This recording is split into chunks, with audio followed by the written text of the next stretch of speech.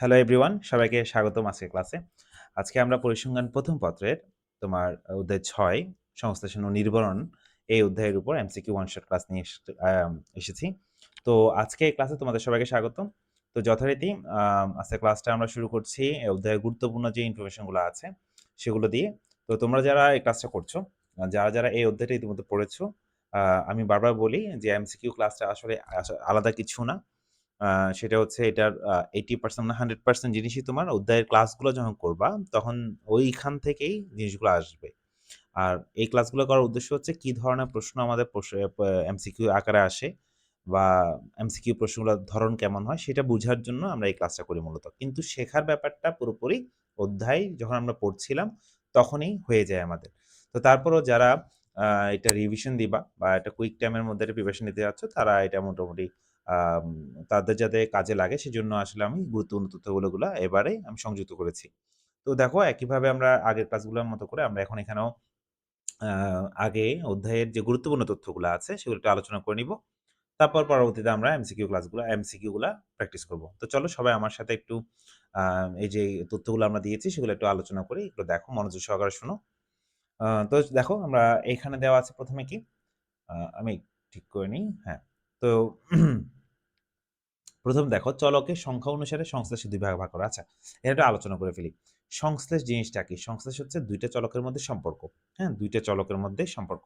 যেমন আয় আর ব্যয়ের মধ্যে একটা সম্পর্ক থাকবে। তো এই যে সম্পর্কের মাত্রাটা বা সম্পর্ক আদৌ আছে কিনা ২ টা চলকের মধ্যে।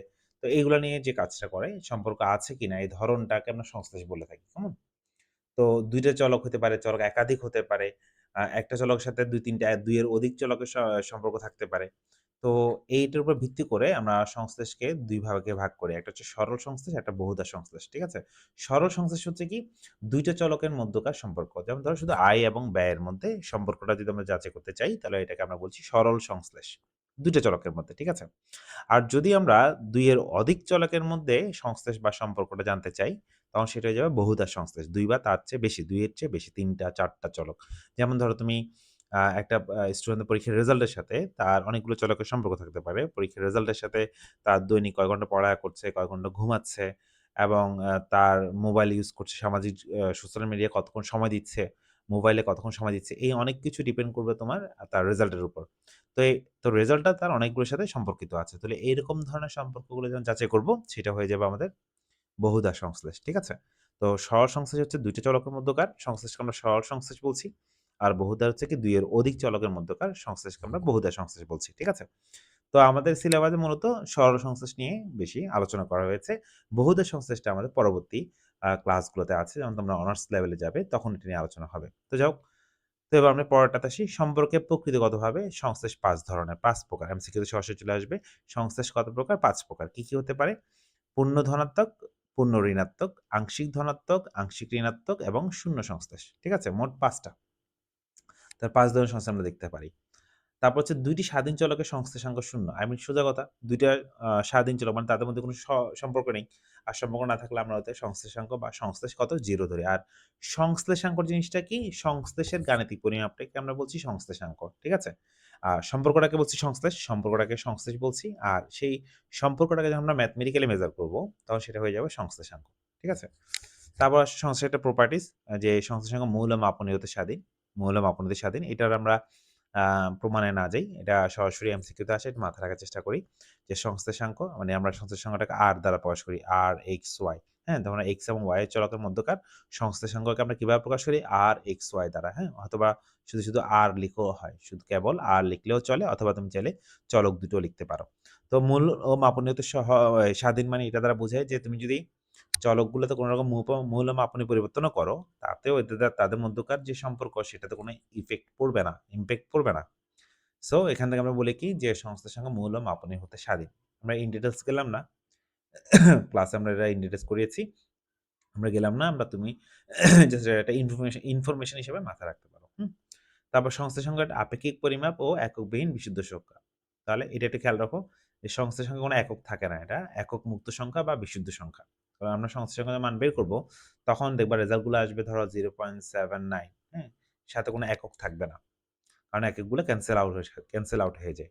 আর সংশ্লেষাঙ্কটা কে করেন? এই সূত্রটা প্রথম প্রদান করে বা সূত্রটা প্রদান করেন কার্ল পিয়ারসন। কার্ল পিয়ারসনের নাম তোমরা এর আগেও শুনেছ। তো কার্ল পিয়ারসন এই সংশ্লেষাঙ্কের সূত্রটা প্রদান করেছিলেন। তাহলে আমরা এই স্লাইড থেকে অনেকগুলো ইনফরমেশন জানলাম। পরবর্তী স্লাইডে চলে যাই। সংশ্লেষণ কার্ল পিয়ারসনের যে সংশ্লেষণ সূত্রটা আছে সেটা একটু খেয়াল করো। এই যে এখান থেকে একটা সূত্র তোমরা দেখতে পাচ্ছ। এই সূত্রটা তোমরা ক্লাসে করেছো। সেটা আমি করলাম না। সো এটা একটু মাথায় রাখো যে R ইকুয়াল টু এই জিনিসটা একটু নতুন, এটা এমসিকিউ তোমার কাজে লাগবে। সো এটা একটু মাথায় রাখিও, coefficients xy divide by sigma x divide by sigma y। এটা দিয়ে আমরা সামনে ম্যাথ করব। আমি তখন আবার লিখে দিব, সমস্যা নেই। তারপর একবার খেয়াল রাখিও। তারপর সংশ্লেষণের মান হচ্ছে R এর মান হচ্ছে কত? -1 থেকে 1 এর মধ্যে সংশ্লেষণের সীমা। কত থেকে কত? -1 থেকে 1 এর মধ্যে। খেয়াল করিও, এটা সরাসরি আসবে। তারপর বলছে কি R ইকুয়াল টু 0 হলে এটা কি? সংশ্লেষণাঙ্ক 0, মানে তারা কি স্বাধীন। তাদের মধ্যে কোনো রৈখিক সম্পর্ক নেই। আচ্ছা, একটা মজার বিষয় বলি। আমরা আসলে সরল রৈখিক সম্পর্কটা জানতে চাই। সরল রৈখিক সম্পর্ক। কি ধরনের সম্পর্ক? সরল রৈখিক সম্পর্ক। তারপর হচ্ছে সংশ্লেষাঙ্কের মানটা চলক নিরপেক্ষ। মানে ওই যে বললাম, তুমি যদি এখানে চলক নিরপেক্ষ xy এর মধ্যে যে কথা, yx এর মধ্যেও একই কথা। হুম? মানে দুটো একই কথা। কিন্তু আমরা সামনে গিয়ে আবার দেখব, নির্ভরাঙ্ক বলে একটা জিনিস দেখব, bxy, byx এটা আবার একই কথা নয়। কিন্তু তোমার rxy সমান ryx একই কথা, বাট bxy, byx একই কথা নয়। বিটা কি? নির্ভরাঙ্ক। ঠিক আছে? আর নির্ভরাঙ্ক আর সংশ্লেষের মধ্যে একটা সম্পর্ক আছে, এই সম্পর্কটা। সেটা হচ্ছে কি? যে ২ টা নির্ভরাঙ্কের জ্যামিতিক গড়টা হচ্ছে সংশ্লেষাঙ্কের সমান। বা সংশ্লেষাঙ্ক হচ্ছে কি? নির্ভরাঙ্ক দ্বয়ের জ্যামিতিক গড়ের সমান। এটা থেকে আমাদের ম্যাথ আসে। এটাও এমসিকিউর জন্য ইম্পোর্টেন্ট। এটা থেকে আমরা ম্যাথ করব। প্রশ্ন দিয়ে দিবে। এই যে আমাদের এখানে ২ টি নির্ভর সমীকরণ ঢালদ্বয় অর্থাৎ নির্ভরাঙ্ক দ্বয় দেওয়া আছে। ধরো এটা হচ্ছে bxy আর byx, তাহলে আমরা ইজিলি সংশ্লেষাঙ্ক বের করতে পারবো। ঠিক আছে? এটা আমরা ম্যাথ আকারে এমসিকিউতে করব। তারপর আসেন, এটা কিন্তু আমাদের বইতে কোথায় পাবা? বইতে এটা সংশ্লেষাঙ্কের ধর্মাবলী বা বৈশিষ্ট্যের মধ্যে তুমি পাবা এটা। নেক্সটে যাই। বিভিন্ন অর্থনৈতিক তথ্য যেমন চাহিদা ও মূল্য। চাহিদা যদি বেশি আসে মূল্য কমে যায়। সরি, চাহিদা বাড়লে মূল্য বাড়ে। চাহিদা কমে গেলে মূল্য কমে যায়। তাহলে এদের মধ্যে সম্পর্ক আছে। উৎপাদন রপ্তানি, হ্যাঁ? তো রপ্তানি বাড়লে উৎপাদন বাড়ে। কোনো একটা জিনিসের যখন রপ্তানি বাড়বে তখন ডিমান্ড বাড়তেছে, তার মানে উৎপাদনও বাড়বে। চাহিদা যোগান সম্পর্ক আছে ইত্যাদির সংশ্লেষাঙ্ক নির্ণয় করে অর্থনৈতিক অবস্থার উপর মন্তব্য করা যায়। তাহলে এটা হচ্ছে একটা কি? সংশ্লেষাঙ্কের একটা ব্যবহার, যে সেটা অর্থনৈতিক অবস্থার উপর মন্তব্য করতে পারি আমরা সংশ্লেষাঙ্কের সাহায্যে। যে ২ টা চলকের মধ্যে সম্পর্কের মাত্রা কেমন? কতটা বেশি তাদের মধ্যে সম্পর্ক রয়েছে। এটা আমরা মেজার করতে পারবো। যখন বুঝতে পারবো যে খুব বেশি সম্পর্ক আছে, তখন ওই অনুযায়ী আমরা স্টেপ নিতে পারি। যে যেমন ধরো তোমার কোনো একটা বাজারে কোনো একটা পণ্য আ খুব ভালো ডিমান্ড আছে। তাহলে তুমি যদি ডিমান্ড থাকে তাহলে ওটার দাম বেড়ে যাবে। আর তুমি এই এনালাইসিস করে বুঝতে পারতেছো যে দামের উপর চাহিদার উপর একটা দামের একটা কি আছে? সম্পর্ক আছে। খুবই স্ট্রংলি সম্পর্ক আছে। আবার ২ টি চলকের মধ্যকার সম্পর্কের মাত্রা ও প্রকৃতি পরিমাপ করতে আমরা সংশ্লেষণ বের করি। মাত্রা ও পরিমাপ মানে হচ্ছে কি? যে ২ টা চলকের মধ্যে যদি সম্পর্ক হবে, মাত্রাটা কি, প্রকৃতিটা কি? মাত্রা হচ্ছে কি হারে, কেমন মানে সম্পর্ক তো আছে, হ্যাঁ? কি মাত্রা সম্পর্ক আছে? সেটা আমরা বলতে পারি। আর প্রকৃতি বলতে কিরকম? মানে কি একটা বাড়লে অপরটাও বাড়ে, না একটা বাড়লে অপরটা কমে? মানে বিপরীতমুখী কিনা? সমমুখী নাকি বিপরীতমুখী? সমমুখী বলতে বোঝাচ্ছে কি? যে একটা চলকের মান যদি বাড়লে অপরটা যদি মানে, যেমন ধরো তুমি চাহিদা যোগানের ব্যাপারটা বুঝো। চাহিদা বাড়লে যোগানও বাড়ে। ২ টা একই। আবার চাহিদা কমে গেলে যোগান কমে যায়। আবার আসো। আবার আমরা বিপরীত করি। যে মূল্য যদি বেড়ে যায়, দাম যদি বেড়ে যায়, তাহলে তোমার দাম বেড়ে গেলে চাহিদা কমে যাবে। কোন একটা জিনিসের দাম যখন বাড়তে থাকবে, মানুষ ওটা কেনা থেকে বিরত থাকবে। তাহলে এখানে একটা বিপরীত সম্পর্ক আছে, তাই না? তাহলে এটা হচ্ছে প্রকৃতি। আর মাত্রা হচ্ছে কি হারে, কেমন? মানে আমি কি পরিমাণে বাড়ছে সেটা জানতে চাচ্ছি। যে ধরো কোন একটা জিনিসের পণ্য যদি ৳১০ বেড়ে যায়, তাহলে তার চাহিদা ধরো ৳২ একক কমে যাচ্ছে। হ্যাঁ? ৳১০ বেড়ে গেলে ৳২ কমে যাচ্ছে। যখন ৳২০ হয়ে গেছে বা ১০০% বেড়ে গেছে, তখন তার চাহিদাটা ধরো 50% কমে গেছে। তো এরকম এটা হচ্ছে মাত্রা, কতটুকু? আর প্রকৃতি হচ্ছে কি ২ টা একই কিনা, ২ টা কি একটা বাড়লে অপরটাও বাড়ে, নাকি একটা বাড়লে আরেকটা কমে, বিপরীতমুখী, হ্যাঁ? তো আসো পরেরটাতে দেখো। মূল্য ও চাহিদার মধ্যকার সংশ্লেষাঙ্ক হচ্ছে ধনাত্মক। আর এর মান ধনাত্মক। আর এর মান ধনাত্মক মানে বোঝাচ্ছে কি? যে মূল্য ও চাহিদা খেয়াল করো। ধনাত্মক মানে বুঝবে যে কি একটা যদি বাড়ে অপরটাও বাড়বে, সমমুখী হবে। একটা কমলে অপরটাও কমবে। সমমুখীর ক্ষেত্রে হচ্ছে তোমার আর এর মানটা ধনাত্মক হয়। আর বিপরীতমুখী হলে মানে একটা যদি বাড়ে অপরটা কমে, বা একটা কমলে অপরটা বাড়ে, এরকম হলে এটার বেলায় আর এর মানটা হচ্ছে নেগেটিভ আসে। ঋণাত্মক সংশ্লেষ আমরা বলি। তারপর আসেন স্বাধীন চলকের দ্বারা অধীন চলকের মোট কত অংশ প্রভাবিত হয় তা সংশ্লেষের মাধ্যমে নিরূপণ করা যায়। এটা একটা সংশ্লেষণের ব্যবহার। এটা সরাসরি এমসিকিউতে লাগবে না। তারপরে যদি সরাসরি আসে ইনফরমেশন আকারে রাখতে পারি। তারপর আসেন এটা একটা মজার জিনিস। আর স্কয়ার ইকুয়াল টু আর হচ্ছে সংশ্লেষাঙ্ক, কিন্তু আর স্কয়ার করলে এটাকে বলে বিশ্লেষাঙ্ক। কি বলেছি? বিশ্লেষাঙ্ক। ধরো আর স্কয়ার ইকুয়াল টু 0.16, এটা দ্বারা কি বোঝায়? এটা দ্বারা বোঝায় যে আমরা অধীন চলক যেটা, ২ টা চলক, একটা স্বাধীন চলক, একটা অধীন চলক। তো অধীন চলকের 16% মানে 16% আমার স্বাধীন চলক দ্বারা প্রভাবিত হবে। এটা বলা যায়। এটাকে বলা হয় বিশ্লেষাঙ্ক। কি বলা হয়? বিশ্লেষাঙ্ক, মাথায় রাখো। তো বিশ্লেষাঙ্ক দ্বারা বোঝায় কি? যে এত পার্সেন্ট স্বাধীন চলকের দ্বারা অধীন চলকে এত পার্সেন্ট কি হয়? প্রভাবিত হয়। ওই যে দেখো, যেমন ধরো তোমার আ পরীক্ষার রেজাল্টের সাথে দৈনিক কয় ঘন্টা পড়ালেখা করছো সেটাও ডিপেন্ড করে। আবার আম দৈনিক কয় ঘন্টা ঘুমাচ্ছ সেটাও ডিপেন্ড করে। তাহলে তুমি দেখতেছো যে কি পরীক্ষার রেজাল্টের সাথে দৈনিক পড়ালেখার একটা সংশ্লেষাঙ্ক থেকে স্কয়ার করে বিশ্লেষাঙ্ক বের করছো কত? 0.56। তার মানে এটা দ্বারা বোঝাচ্ছে কি 56% আমি রেজাল্টটা ইমপ্যাক্ট হচ্ছে কাকে দ্বারা? ওই যে দৈনিক কয় ঘন্টা পড়ছো সেটা দ্বারা। আবার তুমি আম কয় ঘন্টা তুমি ঘুমাচ্ছ সেটার সাথে আমরা রেজাল্টের করে দেখলাম কি আর এর মান পেলাম ধরো সে 0.8, তাহলে এটাকে স্কয়ার করছি আর আ তোমার প্রায় 64 আসছে, হ্যাঁ? 0.68 আসছে আর স্কয়ারের মান। তখন এটা দ্বারা বোঝাচ্ছে কি যে 64% নির্ভর করবে। এই ঘুমাচ্ছ যে সেটা ডিপেন্ড করতেছে সেটা রেজাল্টের উপরে প্রায় 60% 64% কি দ্বারা প্রভাবিত করতেছে ঘুমটা। তো এরকম করে আমাদের প্রয়োজন হয়। তো আর স্কয়ার কি একটু ক্লিয়ার করে দিই। আর হচ্ছে সংশ্লেষাঙ্ক, আর আর স্কয়ারটা হচ্ছে বিশ্লেষাঙ্ক। ঠিক আছে? আর সংশ্লেষাঙ্ক, আর স্কয়ার বিশ্লেষাঙ্ক। Okay, got it. এরপরে যাই। এরপরে আমরা কয়টা মান, যেমন আর এর মান হচ্ছে 0.75, এটা দ্বারা বলছে কি আংশিক ধনাত্মক। এই ধনাত্মক প্লাস দেখলে ধনাত্মক, আর যেহেতু এটা 0 থেকে 1 এর মধ্যে থাকলে এটা আংশিক ধনাত্মক হবে। আর -1 হলে এটা পূর্ণ ঋণাত্মক।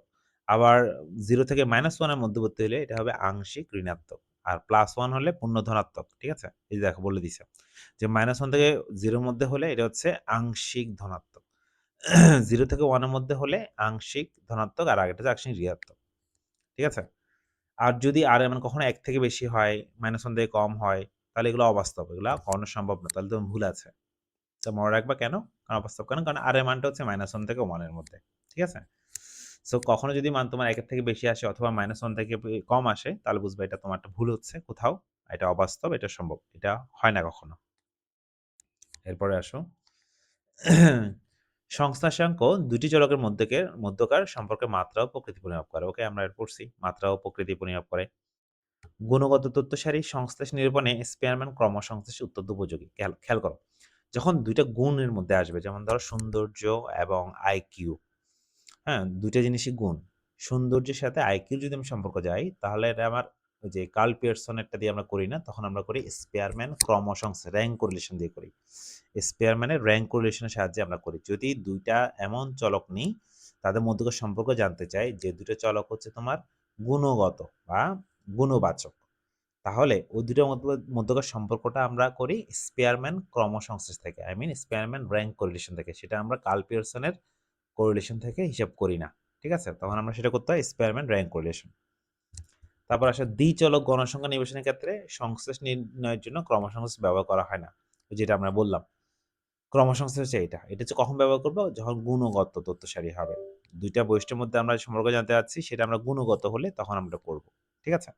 আর যদি গুণগত না হয়, পরিমাণবাচক হয়। পরিমাণবাচক হলে তখন আমরা করব যে কার্ল পিয়ারসনের যেটা আছে আম ক সংশ্লেষ নির্ণয়ের সেই সূত্রটা এপ্লাই করব। ওকে? নেক্সট এ যাই। পিয়ারসনের সরল সংশ্লেষ সংখ্যাবাচক তথ্য সারিতে কাজে লাগে। এই যে বললাম সংখ্যাবাচক।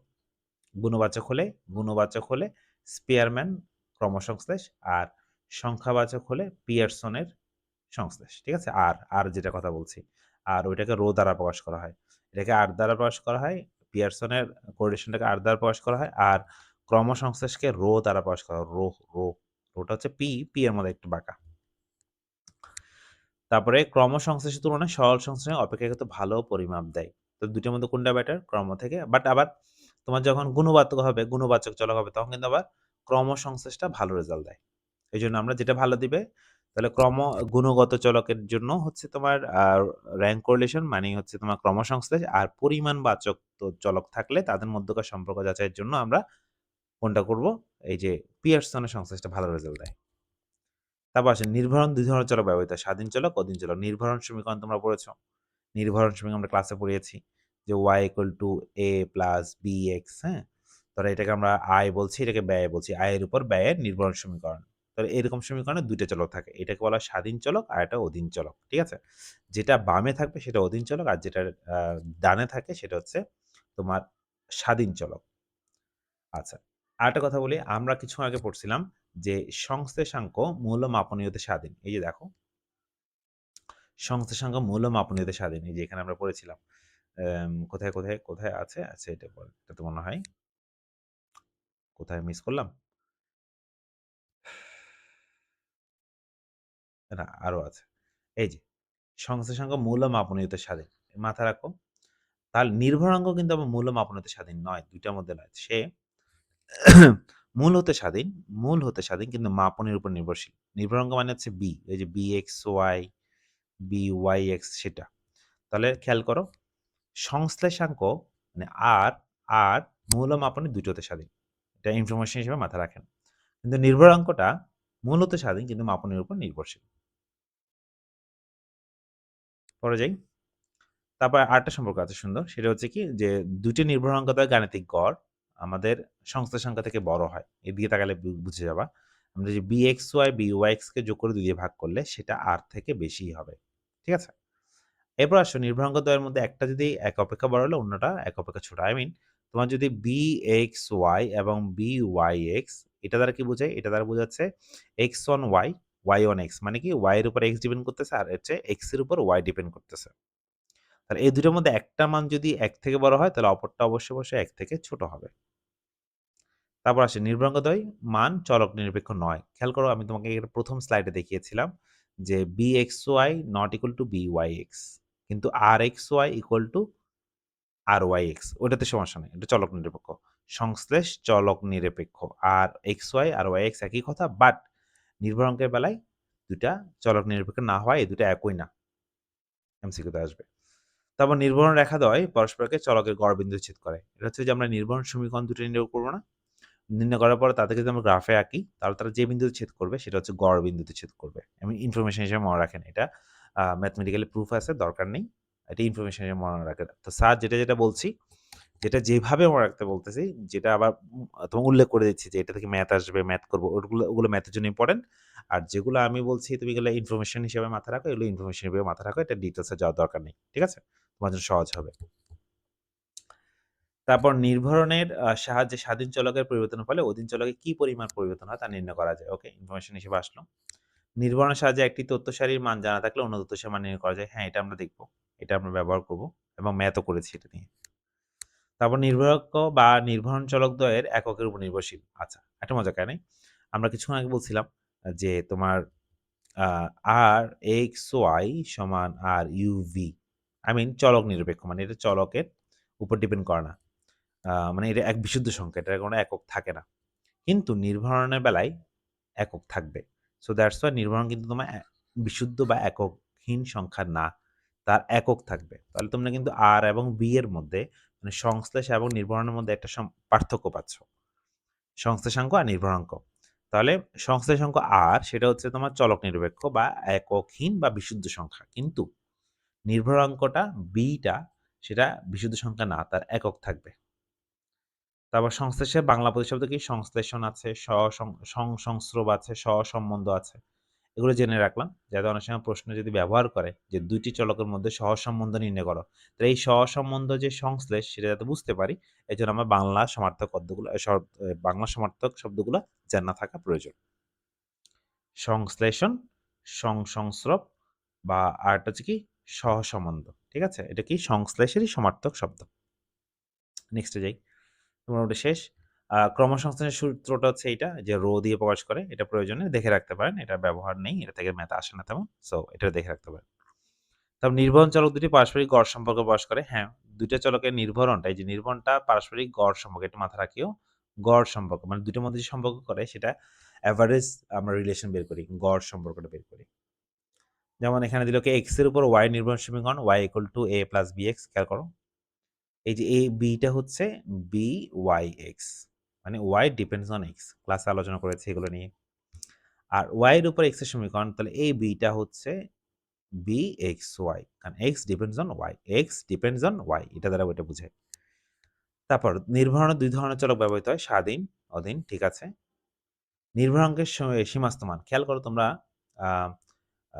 সংশ্লেষাঙ্কের মান পেয়েছো কত, -1 থেকে 1 এর মধ্যে, আর নির্ভরাঙ্ক যেটা বি এর মান, সেটা মান হচ্ছে -ইনফিনিটি থেকে +ইনফিনিটি পর্যন্ত, ঠিক আছে। সো +ইনফিনিটি পর্যন্ত, এখানে আমরা প্লাস এর ইকুয়ালটা না দিলেও চলে, তাহলে এটার মান যে কোনো কিছু আসতে পারে। এরপর শেষেরটা আমরা অলরেডি বলছি, নির্ভর রেখাতে গড়বিন্দুতে পরস্পরকে ছেদ করে, এটা আমরা বলছি, ইনফরমেশন হিসেবে মাথায় রাখবো। তাহলে শেষ মোটামুটি, আমরা এখন এমসিকিউতে চলে আসি। চলো এখন ফাটাফাট তোমরা এমসিকিউ করবা খুব দ্রুত, দেখবে এখন তোমরা সবই পারছো মোটামুটি। সংশ্লেষাঙ্কের সীমা কত, এই যে বললাম আর এর মান -1 থেকে 1 এর মধ্যে, ঠিক আছে।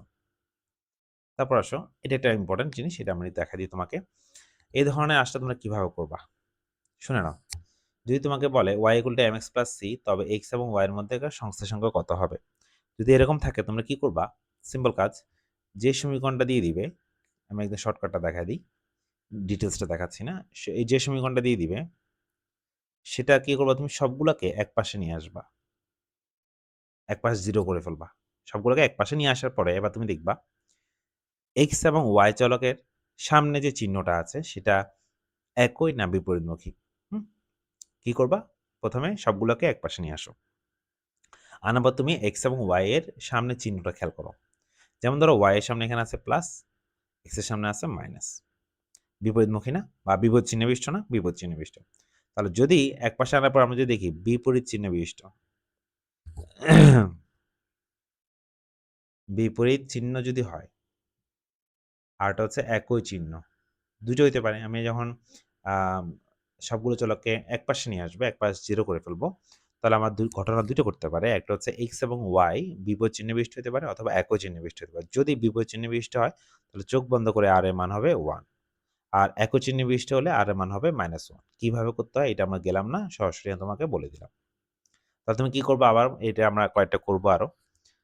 সেটা হচ্ছে কি, যদি আমরা সমীকরণ একটা দেয়া থাকে এরকম, তাহলে আমরা ওটাকে এক পাশে নিয়ে আসবো, এক পাশে নিয়ে আসার পরে আমরা দেখব যে চলকদ্বয় একই চিহ্ন বিশিষ্ট না বিপরীত চিহ্ন বিশিষ্ট। যদি বিপরীত চিহ্ন বিশিষ্ট হয় তাহলে r এর মান হবে 1, আর একই চিহ্ন বিশিষ্ট হলে r এর মান হবে -1, ঠিক আছে।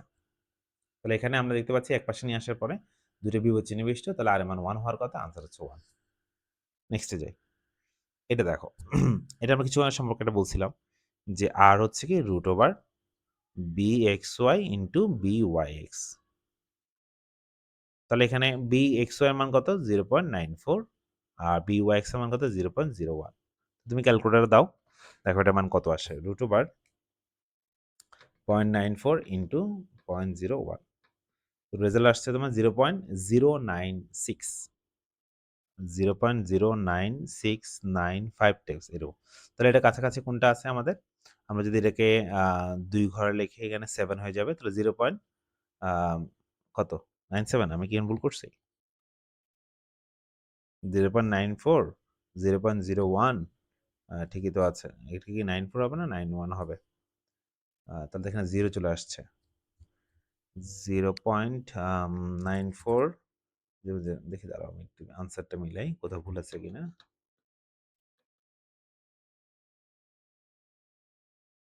এখানে মনে আনসারে ভুল আছে, 0 একটা আসে নাই, এখানে 0 হবে হয়তো বা, সমস্যা নেই। এটা হচ্ছে এইটাকে ফোকাস করে করা হয়েছে, কেমন। চলো আরো কয়েকটা করি, ক্লিয়ার হয়ে যাবে। এই যে যেমন এটা, আচ্ছা এটাতে একটা প্রশ্ন ভুল আছে, এটা byx এর মান হবে 1.6, 1.6, এখানে byx এর মানটা আসে নাই। তাহলে এবার দেখো এখানে কি দেওয়া আছে, rxy এর মান দেওয়া আছে, byx এর মান দেওয়া আছে, bxy বের করতে হবে। তো আমরা কি জানি, r = bxy ইন্টু byx। তো এটার মান হচ্ছে 0.8, ওকে। এটার মান হচ্ছে কত তোমার, বের করতে হবে bxy, আর byx হচ্ছে 1.6। তো আমি যদি স্কোয়ার করে দিই, রুটটা চলে যাবে, bxy ইন্টু 1.6, তাহলে bxy সমান কত হবে, 0.8 স্কোয়ার ডিভাইড বাই 1.6। তো চলো করে ফেলি এটা, point 0.8 square divide by 1.6, result আসতেছে 0.4, 0.4। তাহলে এটা হচ্ছে আমাদের আনসার। ঠিক আছে? এই ছোট্ট, ছোট্ট সম্পর্কগুলো থেকে তোমার ম্যাথ আসে। চলো এবার পরবর্তী প্রশ্নে চলে যাই। এই যে এটা করলাম। তো চলো আমরা একপাশে নিয়ে আসি। y - 2x - 1 = 0। তাহলে একপাশে আনার পরে দেখলাম বিপরীত চিহ্ন বিশিষ্ট। বিপরীত চিহ্ন বিশিষ্ট হলে কত ছিল? r এর মান, সংশ্লিষ্ট সংখ্যার মান r এর মান 1 হবে। তাহলে আনসার 1। সহজ। পরেরটাতে যাই। এটা করতে গেলে আমাদের সূত্র লাগবে। আমি বলি সূত্রটা কি? এখানে আমাকে byx বের করতে হবে। ২ টি সূত্র লাগবে। একটা হচ্ছে আমাদের আম কোভেরিয়েন্স এর সূত্র বা r এর সূত্রটা লাগবে। Covariance xy divide by sigma x sigma y। এটা একটা সূত্র লাগবে। আর হচ্ছে আমাদের লাগবে byx। এটা হচ্ছে কি r into y divide by x। এই দুটো সূত্র আমাদের লাগবে। তো চলেন করে ফেলি। এটা কি দেওয়া আছে? এটা হচ্ছে তোমার সহবেদাঙ্ক কোভেরিয়েন্স xy দেওয়া আছে। এটা সংশ্লেষাঙ্ক আর xy দেওয়া আছে আর সিগমা x তো দেয়াই আছে। তো আমাদেরকে বলছে byx। তো byx বের করতে হলে আমার কি লাগবে? r লাগবে। r আছে এখানে 0.6। তারপরে সিগমা x 6 দেওয়া আছে কিন্তু সিগমা y টা আমার জানা নেই। তো সিগমা y টা আমরা বের করব এখান থেকে। দেখো তুমি এখান থেকে সিগমা y এর মান ইজিলি বের করতে পারতেছো। সিগমা y সমান কত? Covariance xy divide by sigma x এখানে r। মান বসায় দাও। এখানে হচ্ছে 36, সিগমা x এর মান 6 আর r এর মান হচ্ছে 0.6। তাহলে আমরা যদি ক্যালকুলেটর দিয়ে দেই 36 ডিভাইড বাই 6 ইনটু 0.6 10। তাহলে এখানে আসবে, এখানে 10 বসালাম। তাহলে আসো 0.6 ইনটু 10 ভাগ 6। রেজাল্ট আসবে কত? 1। দেখো 1 আনসার। আচ্ছা, এটা একটা সূত্র আবার লিখে দিই, আরেকটা সূত্র লিখে দিই। যদি তোমাকে bxy বের করতে বলতো এই ম্যাথটাতেই, তখন তোমার সূত্রটা হতো এরকম r ইনটু সিগমা ওয়াই উপরে সিগমা এক্স। তাহলে এখানে যেটা সেটা নিচে, খেয়াল করো, এখানে যেটা সেটা নিচে লিখে রাখো। চলো এবার পরেরটাতে যাই। Next slide. সংশ্লেষাঙ্কের মান 0.8 হলে বিশ্লেষাঙ্কের মান কত? যে বললাম সংশ্লেষাঙ্ক হচ্ছে 0.8, তাহলে বিশ্লেষাঙ্ক হচ্ছে স্কোয়ার করে দিতে হয়। 0.8 কে স্কোয়ার করলে হয় 0.64। বিশ্লেষাঙ্ক পেয়ে গেলাম। নেক্সট, আর এর মান 1 হলে এদের মধ্যে কি ধরনের সম্পর্ক আছে? দুটো চলকের মধ্যে পূর্ণ ধনাত্মক সংশ্লেষ। শেষ, পূর্ণ ধনাত্মক সংশ্লেষ বিদ্যমান। আর নির্ভরাঙ্কদ্বয় যদি ঋণাত্মক হয়, এটা একটু মজার বিষয়। সংশ্লেষাঙ্ক কি হবে একটু মনে রাখো। এই যে আর এর মান যখন আমরা এই আর একটা সম্পর্ক শিখছিলাম না, যে এক্স ওয়াই ওয়াই এক্স, তো এইটা বেলায় একটু খেয়াল করো, যদি এই নির্ভরাঙ্ক দুটোটা যদি দুটো যদি প্লাস হয় তাহলে এটাও প্লাস, আর দুটোটা যদি মাইনাস হয় এটাও মাইনাস। ঠিক আছে, এটা খেয়াল করো। নির্ভরাঙ্ক দ্বয় মানে নির্ভরাঙ্ক, এই সূত্রের কথা দিকে তাকাও। নির্ভরাঙ্ক দ্বয় মানে এই দুটো কথা বলা হচ্ছে, এই দুটো যদি প্লাস চিহ্ন হয়, প্লাস চিহ্ন হলে আমার সংশ্লেষাঙ্ক প্লাস হবে। আর দুটো যদি মাইনাস হয়, দুটো যদি মাইনাস হয় তাহলে আমার সংশ্লেষাঙ্কটাও কি হবে? মাইনাস হবে। তাহলে কি বলছে? নির্ভরাঙ্ক দ্বয় ঋণাত্মক চিহ্নযুক্ত হলে সংশ্লেষাঙ্ক মান কি হবে? সেটা হবে ঋণাত্মক।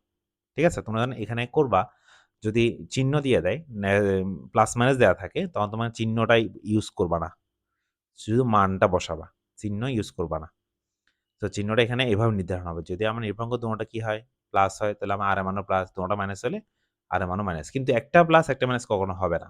এটা যদি হয় তাহলে প্রশ্ন ভুল। নেক্সটে যাই, চলো এটা একটা ম্যাথ করলে বুঝতে পারবা।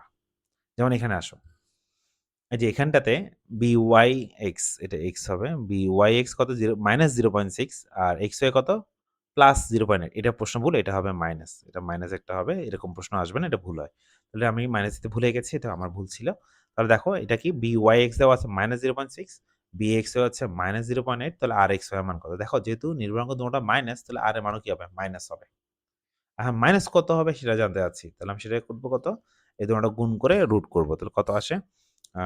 0.6 ইনটু 0.8 আসে তোমার 0.69। 0.69 তাহলে মাইনাস হবে। যেহেতু দুটোটা মাইনাস, তাহলে আনসার হচ্ছে এইটা। ঠিক আছে? তো তাহলে যেহেতু নির্ভরাঙ্ক যদি এখানে মাইনাস, তাহলে আর এর মানটাও মাইনাস হবে। যদি নির্ভরাঙ্ক প্লাস হতো, তাহলে আর এর মানও প্লাস হতো। সো আর এর মান কত হবে সেটা ডিপেন্ড করবে ওই চিহ্নগুলো দেখে। কিন্তু আমরা ক্যালকুলেশন করার সময় প্লাস মাইনাসগুলো দিব না, মাইনাসগুলো দিব না। শুধু মানগুলো নিয়ে কাজ করব। আশা করি বুঝতে পারছো? আর তুমি এখানে হিসাব করবা যখন 0.6 ইনটু 0.8 লিখবা, নট -0.6 -0.8 এটা লিখবা না। একটু সাবধান থাকবা। নেক্সটে যাই। এটা একই কাজ, একপাশে নিয়ে আসো।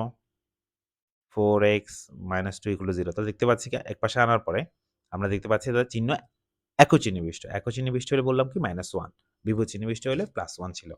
তাহলে আমরা একপাশে আনার পরে যদি চলক ২ টা চিহ্ন একই হয় তাহলে -1, বিপরীত চিহ্নে বিশিষ্ট হলে 1 শুধু।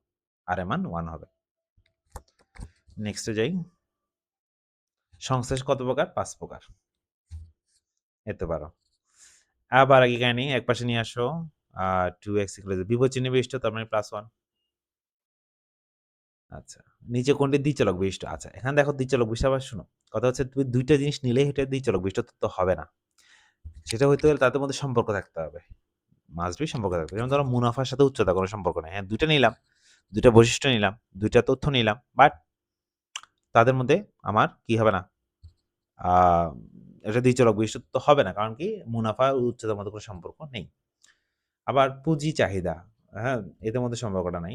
আয় আর ওজন সম্পর্ক নাই। তাহলে আয় এবং ব্যয়ের মধ্যে সম্পর্ক আছে। তাহলে সেটা আবার দ্বিচলক বিশিষ্ট তথ্য হবে। তাহলে দ্বিচলক বিশিষ্ট তথ্য হতে হলে তোমার শুধু যেকোনো রকম ইনফরমেশন হলে হবে না। তাদের মধ্যে সম্পর্ক হতে হবে। পারস্পরিক সম্পর্কযুক্ত ২ টা আ বৈশিষ্ট্য নিয়ে গঠিত তথ্য সারিকে আমরা বলছি দ্বিচলক বিশিষ্ট তথ্য। তাহলে পারস্পরিক সম্পর্কযুক্ত হতে হবে।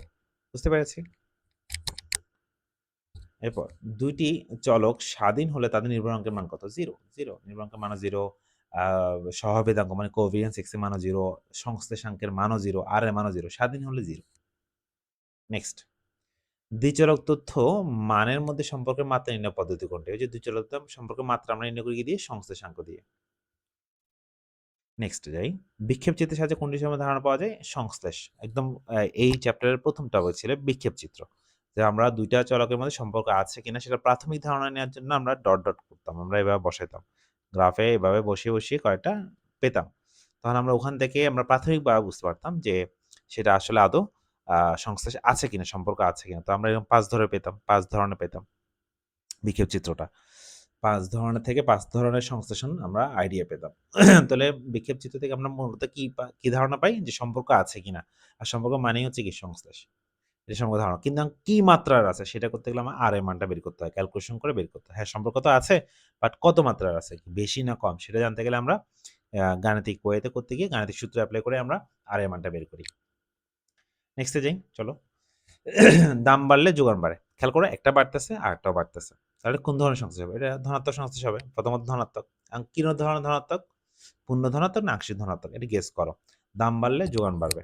কোন একটা পণ্য ধরো ডিমান্ডিং একটা জিনিস, সেটা যতই দাম বাড়ুক এটার সাথে আবার যোগানও বাড়তেছে। ওরা আমাকে কেসটা বলে দিয়েছে। আবার এটা সবার বেলায় সত্য না। যেমন ধরো অনেক কিছু আছে কি দাম বাড়লে যোগান কমে, সরি, দাম বাড়লে আ ডিমান্ড, আচ্ছা এখানে যোগান নিয়ে কথা বলতেছি। আচ্ছা। ধরো কোনো একটা পণ্যের বাজারে ভালো ডিমান্ড আছে, দাম আছে, প্রাইস আছে। তাহলে দেখবা সবাই ওইটা কি করবে? উৎপাদন করার চেষ্টা করবে। কেন? কারণ কি? যেহেতু ওই জিনিসটার ভালো দাম আছে, ভালো দাম পাচ্ছে, তাহলে মানুষ আরো বেশি উৎপাদন করে বাজারের যোগান বাড়াবে। তাই না? তো আবার যদি দাম পড়ে যায়, কোনো একটা পণ্যের দাম পড়ে যায়, যেমন ধরো আলুর দাম যখন পড়ে যাবে, তখন কৃষক পরের বছর আলু চাষ করতে অনীহা প্রকাশ করবে। কিন্তু এমন একটা শস্য যেমন ধরো ড্রাগন ফল, আমি একটা কথা বলি যে ড্রাগন ফলে কিন্তু বাজারে অনেক দাম ছিল। তো সবাই এটা উৎপাদন করছে। যেহেতু এটা একটা লেভেলে আসছে, এটা আম দামটা কমার একটা কারণ হচ্ছে কি যোগান বেড়ে গেছে বলে দাম কমে গেছে। এটা একটা বিষয়। তাহলে আমরা এটা একটা কেস। কেসটা কি? দাম বাড়ছে, এখন যোগানও বাড়তেছে। এই বিষয়টা আমরা কার সাথে রিলেট করতে পারবো?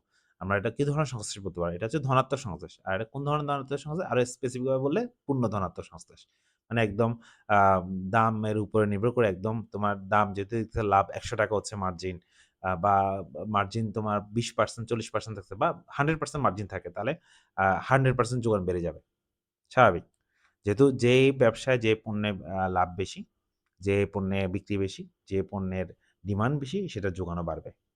আবার যোগান বাড়তে বেশি হয়ে গেলে, যেটা ড্রাগন ফলের বেলায় হইছে, যোগান বাড়তে বেশি হয়ে গেলে একসময় দামটা কমে যাবে। তো ওইটা নিয়ে আমরা চিন্তা করতেছেন, এখানে একটা কেস, জাস্ট একটা কেস বলছে যে ধরো কোনো একটা কেস এমন যে সেখানে দামও বাড়তেছে, যোগানও বাড়তেছে। তার মানে কেন বাড়তেছে? তাহলে এই যে এটা বাড়লো একটা কেস, তাহলে এখানে নিশ্চয়ই ২ টার মধ্যে সম্পর্ক আছে। ভালো সম্পর্ক আছে বিলাই তো আমরা বলেই তো তোমার যোগানটা বাড়তেছে। যদি আবার দাম বাড়তে, বাড়তে একটা সময় গিয়ে আবার বেশি বাড়ে, যখন একটা সময় গিয়ে বেশি বাড়ে গেলে আবার কিন্তু মানুষ কিনবে না। তখন এটা আবার ডিমান্ড কমে যাবে। তখন আবার যোগানও কমে যাবে। তো ওগুলোতে যাচ্ছি না। জাস্ট এটা একটা স্পেসিফিক কেস। এই কেসটা পূর্ণ ধনাত্মক। আর যদি অপশনে শুধু ধনাত্মক সংশ্লেষ আসতো তা দিলেও হতো। যদি এখানে পূর্ণ ধনাত্মক, আংশিক ধনাত্মক দুটি অপশনে আছে, তো আমরা পূর্ণ ধনাত্মকটাই চুজ করছি। নেক্সটে যাই। কোনটি আংশিক ঋণাত্মক সংশ্লেষ? তাহলে আর এর মান আংশিক হতে হলে 0 থেকে -1 এর মধ্যে হইতে হবে। তো এটা তো -1 হবে না। এটা -3 এটা তো সম্ভবই না। তাহলে এটা আমার 0 থেকে -1 এর মধ্যে আছে। তাহলে এটা হচ্ছে আমাদের আনসার। নেক্সটে যাই। নির্ভরাঙ্ক দ্বয়ের গাণিতিক গড় সংশ্লেষ সম্পর্ক বড়। ইয়েস, আমরা কিছুক্ষণ আগে পড়ছিলাম bxy plus byx divide by 2 greater than r। এটা ট্রু। জ্যামিতিক গড়টা সংশ্লেষ সংখ্যার সমান। ইয়েস, আমরা এটাও পড়ছি। আর এর মান হচ্ছে এটা bxy ইনটু byx। আর মান দ্বয় প্রতিসম না। প্রতিসম বলতে বোঝাচ্ছে xy ইকুয়াল টু yx। এটা কি সত্য? না। তাহলে ১ আর ২ হচ্ছে আমার সঠিক উত্তর। নেক্সটে যাই। সংশ্লেষ সংখ্যা মূল্য মাপনীয়তার স্বাধীন। ইয়েস। নির্ভরাঙ্ক দ্বয় জ্যামিতিক গড়ের সমান। ইয়েস। সর্বদাই ধনাত্মক। নো। সংশ্লেষ সংখ্যা মান মাইনাস হতে পারে। -1 থেকে 1 এর মধ্যে না? তাহলে মাইনাসও হইতে পারে। সো এটা হচ্ছে না। ১ আর ২ হচ্ছে আমাদের সঠিক উত্তর। তারপর কি বলল? নিচের তথ্যগুলো লক্ষ্য করো। সংশ্লেষ সংখ্যার মান -1 থেকে 1। ইয়েস। সংশ্লেষ সংখ্যা মূল্য মাপনের স্বাধীন। ঠিক আছে। সংখ্যাটা বিশুদ্ধ সংখ্যা। ইয়েস। আমরা আলোচনা করে ফেলছি। সো এই যে এরকমগুলোর জন্য আমরা ওই যে অধ্যায়ের শুরুতে যে গুরুত্বপূর্ণ তথ্যগুলো নিয়ে কথা বলছি সেটা এখানে হেল্প করবে। ওকে। নেক্সট। সংশ্লেষাঙ্ক, এটা সংশ্লেষাঙ্ক হবে। আচ্ছা। মূল্য মাপনীয়তা স্বাধীন। -1 থেকে 1 এর মধ্যে থাকে। মূল্য মাপনীয় নির্ভরশীল না। মূল্য মাপনীয়তা স্বাধীন হবে। এটা নির্ভরশীল নয়। তাহলে ১ আর ২ সঠিক উত্তর। নিচে কোনটি গাণিতিক আছে? তাহলে এখানে আসি। আর এর মানে -1 থেকে 1 এর মধ্যে থাকে। ইয়েস। xy, yz, yx, হ্যাঁ, এটাও ঠিক আছে। এটাও ঠিক আছে। তো তিনোটাই সঠিক। দেখছো তোমাদের এগুলো পরিচিত লাগতেছে। এবার এখানে আসো। 0 থেকে 1 এর মধ্যে যদি থাকে তাহলে এটা ধনাত্মক সংশ্লেষ। চলকদ্বয়ের পরিবর্তন একই দিকে। ধনাত্মক মানে কি? তাদের পরিবর্তনটা একই দিকে হয়, বাড়বে। একটা বাড়লে অপরটাও বাড়বে, একটা কমলে অপরটাও কমবে। একই দিকে থাকবে। তখন সেটা আমরা ধনাত্মক বলছি। চলকদের পরিবর্তে হার সমান, হার সমান না। হার সমান হয় যখন একদম এক্সাক্টলি 1 হবে। তখন হারটা সমান হবে। মানে একটা ১০ একক বাড়লে অপরটাও ১০ একক বাড়বে। দা ধরো আ কোন একটা জিনিসের আ দাম ৳১০ বাড়লে যোগানও ১০ একক বেড়ে যাবে। এটা হচ্ছে আমরা হার সমান বলছি। কিন্তু হার সমান না। 0 থেকে 1 এর মধ্যে হলে। তো যখন আর মানে এক্সাক্টলি 1 হবে তখন হারটাও সমান হবে। আর চলকদ্বয়ের গতি সমমুখী। হ্যাঁ, যেহেতু ধনাত্মক তাহলে সমমুখী। একটা বাড়লে অপরটাও বাড়বে, একটা কমলে অপরটাও কমবে। ঠিক আছে? তাহলে আমরা পরবর্তীটাতে যাই। শূন্য সংশ্লেষের উদাহরণ। মানে যেটার মধ্যে কোনো সংশ্লেষ নাই, সম্পর্ক নাই। আয়, ব্যয় না, সম্পর্ক আছে। ছাত্রের উচ্চতা মেধার মধ্যে কোনো সম্পর্ক আছে আদতে? নাই। ওজন আর মেধার সাথে নাই। কোন লম্বা মানুষ বেশি মেধাবী বা খাটো মানুষ বেশি মেধাবী এরকম কোনো সম্পর্ক আছে? নাই। বা চিকন হলে সে মেধাবী বেশি, মোটা হলে সে মেধাবী কম, এরকম কোনো সম্পর্ক আছে? নাই। উচ্চতার সাথে মেধার কোনো সম্পর্ক নেই, ওজনের সাথে মেধার কোনো সম্পর্ক নেই। তাহলে এরা হচ্ছে শূন্য সংশ্লেষ। এদের কোনো সম্পর্ক নেই। তাহলে ২ আর ৩ হচ্ছে সঠিক উত্তর। নেক্সটে যাই। সরল নির্ভরণ বিশ্লেষণে গৃহীত অনুমান। সরল নির্ভরণ সমীকরণ যেটা করছি, ২ টা চলকের মধ্যে যে আমরা নির্ভরণ সমীকরণ করি সেটা। স্বাধীন চলকের মানগুলো স্থির হবে? নো। স্বাধীন চলকের মান স্থির কেমনে হবে? স্বাধীন চলকের মাত্রায় যেকোনো কিছু হইতে পারে। ত্রুটি রাশিগুলোর মান শূন্য হবে। আচ্ছা, ত্রুটি রাশিগুলো মানে হচ্ছে এখানে আ এরর নিয়ে কথা বলে। ত্রুটি রাশিগুলোর মান শূন্য হয়। এটা একটা ইনফরমেশন মাথায় রাখেন। ত্রুটি রাশিগুলো পরস্পর সম্পর্কহীন হবে। হ্যাঁ, এটা হচ্ছে এরর গুলা পরস্পর সম্পর্কহীন হবে। এটা একটু অ্যাডভান্স চলে আসছে মনে হচ্ছে। আচ্ছা, আপাতত আপনি এমসিকিউ তথ্য হিসেবে এটা মাথায় রাখেন। কেমন? ত্রুটি মানে হচ্ছে এরর গুলা। ওই যে আমরা যখন সাজাই আ y ইকুয়াল টু এটা এখানে কেন দিল? bx প্লাস একটা টার্ম থাকে, এরর থাকে। এটা নিয়ে কথা হচ্ছে। সো এটা নিয়ে আমরা আপাতত স্কিপ করি। না বুঝলে ভালো, এটা আসবে না। তারপর আমি দিয়েছিলাম। নেক্সটে যাই। এখানে কি বলল? একটি পরিবারে আয় ও ব্যয় তথ্য দেওয়া আছে। আয়, ব্যয়। তাহলে ২ টা। একটাকে আয়কে x ধরলাম, ব্যয়কে y ধরলাম। তো আমাদের কিছু ইনফরমেশন দিয়ে দিয়েছে। তো বলছে উদ্দীপকের সংশ্লেষ সংখ্যা কত? তো দেখো সংশ্লেষণ সূত্রটা কি ছিল? উপরে ছিল summation xi minus x bar into yi minus y bar root over summation xi minus x bar whole square, আর এটা ছিল কি সামেশন yi minus y bar whole square, তাই না? তো এগুলো মাধ্যম করে দেওয়া আছে। এটা হচ্ছে 40, এটা হচ্ছে কত 40 ইন্টু 81। তো আপনি বসান কি আসে দেখি 40 নিচে হচ্ছে 40 ইন্টু 81, রেজাল্ট আসতেছে তোমার 0.70, 0.7027 এগুলো, তাহলে 70 মানে 7, তাহলে এখানে আসে 0.7। আমি কি কোথাও আনসার ভুল লিখছি কিনা আমি দেখি একটু, আনসার মিলতেছে না তো এই জন্য দ্যাটস ওয়াই 0.70 হবে। এখানে 74 দেওয়া আছে, এটা 70 হবে। আচ্ছা ক্যালকুলেশনটা তো পারবা। এবার বলছে কি এক্স এর উপর ওয়াই এর নির্ভরাঙ্ক, এক্স এর উপর ওয়াই এর নির্ভরাঙ্ক, তো নির্ভরাঙ্ক লিখতে তখন কিভাবে করতে হয়, এক্স এর উপর ওয়াই, তাহলে ওয়াই অন এক্স, তাহলে বি এটা, তাহলে উপরে সূত্রটা হচ্ছে কিরকম, উপরে সূত্র হচ্ছে x i minus x bar y i minus y bar divided by তোমার এখানে নিচে থাকবে সামেশন, যেহেতু এক্স আছে এক্স এর উপর এক্স হোল স্কয়ার। ঠিক আছে, তাহলে এটা তুমি করো কত আসে, উপরে হচ্ছে কত 40, নিচে 40, তো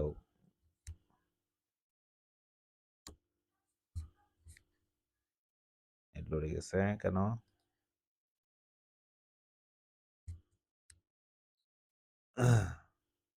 কোথায় ছিলাম আমরা, আচ্ছা এটাতে ছিলাম। এখানে মানটা বসাই, মানটা বসালে এখানে হচ্ছে কত 40, নিচেও 40 হচ্ছে 1 আসতেছে, কিন্তু এখানে 1 নাই। আচ্ছা এটা আনসার তো 1 নাই, আচ্ছা ধরলাম। তো এখানে আনসার দুটোটাতে কোনোটাতে আমি সঠিক উত্তর পাইনি, কিন্তু আমরা প্রসেসটা বুঝে গেছি। তো পরীক্ষা আসলে পারবা, আনসারটা থাকবে হয়তো বা আমার এখানে ভুল ছিল, কিন্তু আমরা প্রসেসটা সলভ করার যে প্রসেসটা সেটা আমরা জেনে গেছি। ঠিক আছে, আশা করি পারবো। নেক্সটে যাই। কি বললো আম নিচে ৫ জোড়া পিতা ও পুত্রের ওজন দেওয়া আছে। মানে পিতার ওজন, পুত্রের ওজন। তাহলে আমরা চাচ্ছি পিতার ওজনের সাথে পুত্রের ওজনের কোনো সম্পর্ক আছে কিনা আদৌ। সেটার জন্য আমরা ৫ জন পিতা-পুত্র নিয়েছি, পিতার ওজন নিয়েছি, পুত্রের ওজন নিয়েছি। কেমন? করার পরে ওরা দেখলো আম পিতা-পুত্রের মধ্যে কোন ধরনের সংশ্লেষ বিদ্যমান। তো আমরা এটা কিভাবে বুঝবো উইথআউট এনি ক্যালকুলেশন? আমরা এটা গ্রাফে বসানোর চেষ্টা করি। তো ধরো এখানে পিতার বয়সটা দিলাম এদিকে, আর পুত্রের বয়সটা দিলাম ওয়াই অক্ষে দিলাম, কেমন? তো পিতার বয়সগুলো আমরা ধরো এখানে ১০, ২০, ৩০, ৪০, ৫০, ৬০, ৭০, ৮০, আর এদিকে দিলাম ধরো ১০, ২০, ৩০, ৪০ দিলাম, হ্যাঁ? তো মানগুলো একটু বসানোর আইডিয়া করি। তো ৫৫ কেজি, ২২ কেজি, ৫৫ পিতার ওজন যদি ৫৫ কেজি হয়, ছেলের ওজন হচ্ছে ২২ কেজি। আমরা একটা আইডিয়া দিচ্ছি। ৬০ কেজি হলে ২৪ কেজি। আ তো একটু বাড়ছে। আবার ৬৫ হলে ২৬, আরেকটু বাড়তেছে। ৭০ হলে ২৮। তাহলে দেখতেছি কি যে তোমার পিতার ওজন বাড়লে বাচ্চার ওজনও বা সন্তানের ওজনটাও বাড়তেছে। কেমন? তাহলে বাড়তেছে, তাহলে জিনিসটা হচ্ছে একটু এভাবে বাড়তেছে। তাহলে উপরের দিকে যাচ্ছে। তাহলে এটা হচ্ছে ধনাত্মক সংশ্লেষ। কি সংশ্লেষ? ধনাত্মক সংশ্লেষ। এখন যদি একই পরিমাণ কিনা, পরিমাপটা একই কিনা এখানে। তাহলে আমরা যদি মোটামুটি আমরা যদি এক্সাক্টলি বুঝতে পারি, দেখতে পারবো যে এটা একটা লাইন বরাবর যাচ্ছে। হ্যাঁ? এক লাইন বরাবর গেলে এটা তখন পূর্ণ ধনাত্মক হয়ে যাবে। তাহলে আমরা যদি পারফেক্টলি বসাই, বসানোর পর দেখবো যে এটা একটা লাইন বরাবর যাচ্ছে। তাহলে একটা লাইন বরাবর যদি যাচ্ছে ওখান থেকে দেখেই বুঝতে পারবো এটা পূর্ণ ধনাত্মক সংশ্লেষ। ঠিক আছে? আপনারা তুমি নিজে একটু ভালো করে এঁকো, সঠিক করে এঁকো, আঁকলে দেখবা যে কি একটা লাইন বরাবর ডটগুলো সবগুলো একটা লাইন বরাবর আছে। আর একটা লাইন বরাবর যেহেতু আ ঊর্ধ্বমুখী হয় তাহলে ধনাত্মক, আর এক লাইন বরাবর হলে পূর্ণ ধনাত্মক। আর যদি এক লাইন বরাবর না হয়, ধরো হচ্ছে এরকম হয়, মানে এরকম ছড়াছিটে আছে বাট বুঝা যাচ্ছে বাড়তেছে, তখন এটা হচ্ছে আংশিক ধনাত্মক। আর যদি সেটা এক লাইন বরাবর হয়, এরকম এক লাইন বরাবর হয়, স্ট্রেইট একটা লাইন বরাবর হয়, তখন এটা হচ্ছে পূর্ণ ধনাত্মক। তারপর পুত্রের উপর পিতার নির্ভরাঙ্ক। এটা ও নির্ভরাঙ্ক দিছে। তাতে অনেক বড় কাজ করতে হবে। এটা কি আসলে এমসিকিউর মতো? আমি তো ভাবছি এটা না করলে হবে। এটা ক্যালকুলেশন করতে হবে। সো এটা আমরা স্কিপ করি। এটা তোমরা ক্লাসের মধ্যে নির্ভরাঙ্কের ক্যালকুলেশনটা দেখবা, সেটা আছে। সো এটা দরকার নেই। এটা এমসিকিউতে আসলেও ব্যাড লাক যদি আসে, ইনশাল্লাহ আসবে না। যদি আসে ব্যাড লাক। হয়তো ইনফরমেশন দিয়ে দিবে আমাদেরকে। একটা সময় লাগবে।